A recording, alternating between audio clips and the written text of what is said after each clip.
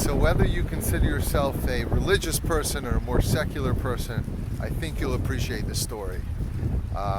Perhaps the most dramatic moment in the entire Torah and the whole Bible is in this week's Parsha. Joseph has been estranged from his family for 22 years. He endured terrible hardships. And now he's the viceroy of Egypt, and his brothers are standing in front of him. They have no idea that it's their very own brother that they sold into slavery, they tried to kill, they threw into a pit, is standing in front of them. And then Joseph does the big reveal. He says, "It is I, Joseph. Is my father still alive?" And you could just imagine the absolute shock, the absolute dread that the brothers are feeling at that moment.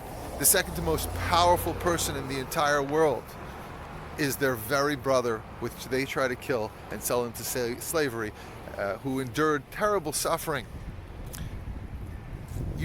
If you were there, you could probably cut the air with a knife. I mean, the feelings, the tension, the love, the regret, the embarrassment, the feelings in that room must have been just unbelievable. And remarkably, Joseph forgives his brothers. He has the ability to truly forgive his brothers fully, and that's got to be hard. It's not an easy thing. I mean, we all have people that have done things to us, hurt us, and most human beings harbor some kind of grudge or some kind of anger, and it's hard to forgive. And not that we should forgive everyone. Not everyone deserves to be forgiven, but Joseph actually forgives his brothers wholeheartedly, and he tries to make them feel comfortable. How's he able to do it? How does he do that? And another amazing thing about Joseph is, no matter what situation he seemed to find himself in, somehow he always thrived in that situation. I'll explain soon. And I think the answer could be found, the answer to Joseph's world vision, life attitude, could be found in the words he says to his brother right after he reveals himself as Joseph. He tells them, "It's I, Joseph," and then he says, "God sent me to Egypt." Is that what happened? I don't think so. He was dragged to Egypt, sold as a slave. But he doesn't use those words. He uses the words, "I was sent." And it seems that Joseph lives his life with a belief that everything that happens, wherever he finds himself, wow, look at the wind. Wherever he finds himself, he's being sent. He's on a mission. He has a purpose. God is sending him to Egypt. Others would have said, no, he's being dragged in chains, sold as a slave, but that's not the way Joseph saw it. Joseph saw it that he's being sent. God has a purpose for him, even in that circumstance, in that situation. And you can understand how Joseph is able to thrive in every situation, because he never saw himself as a victim. He sees himself as an emissary of God with a purpose. So he's a slave in the house of Potiphar. He becomes the head slave. They put him in charge of everything. Why? Because the way he saw it is, if I'm here, I got to do my best. I have a purpose here. I have light to bring to this situation. And that's what he does. Now, he gets thrown into prison. It says he becomes the person in charge of the whole prison. He was a prisoner, but he becomes like in charge. How did he get that position? Because he got up, he volunteered, he helped people. He saw himself as being sent to the prison. Not being thrown into prison, but sent into the prison. He understood that there's a dark place, a dark corner in the world called prison, and he has a purpose here to bring light.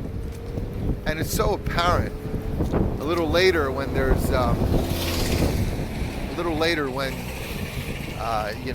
king's wine bearer and the baker of the king are thrown into the prison. He goes over to them and he says, "Why are you guys depressed? Why are you sad?" And that's rather strange. You'd think a person who lived a life like Yosef lived, a life with so much suffering and so much disappointment. I mean, if you go back, his mother died at the age of 9. His brothers hated him. He was thrown into a pit. He was sold into slavery. He was put into prison for a crime he did not even commit. And then these 2 other fellows who actually commit crimes are thrown into prison, and they're a little depressed. Another person, a victim, may have said, maybe a person with a victim mentality would have said, why should I worry about those 2 strangers who I never met? They think they have problems. I have problems. I could tell you about problems. My whole life is filled with problems. But Yosef doesn't do that. He goes out of his comfort zone. He goes to these strangers. He gets up and he says, "Why are you down? Why are you sad? How can I help?" What propels a person to do that? It's a person who sees themselves on a mission. A person who sees themselves with a purpose. And that's how Yosef viewed himself in his whole life. He had a purpose. He was there to bring light. And it's amazing how that question to the 2 strangers, "Why are you so sad?" ultimately changes his whole life. From there, he interprets Pharaoh's dream, and soon he becomes viceroy of Egypt, and ultimately he's reunited with his family, is able to save his entire family from famine. So when Yosef saw his brothers, he says to them, "I was sent to Egypt." He saw himself and his life as being guided by God, and he saw everything that happened an opportunity to bring light and purpose and meaning to the world around him. And that's why he was able to truly look at his brothers and forgive them.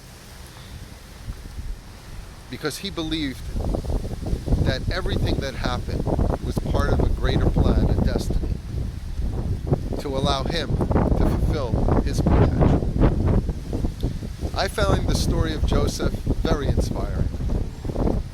I find it very practical to our lives today. How often do we find ourselves in a place and ask ourselves, how did I get here? What am I doing here? What's this all about? And Yosef's attitude can definitely give us a better perspective on life. I'm here to bring some light.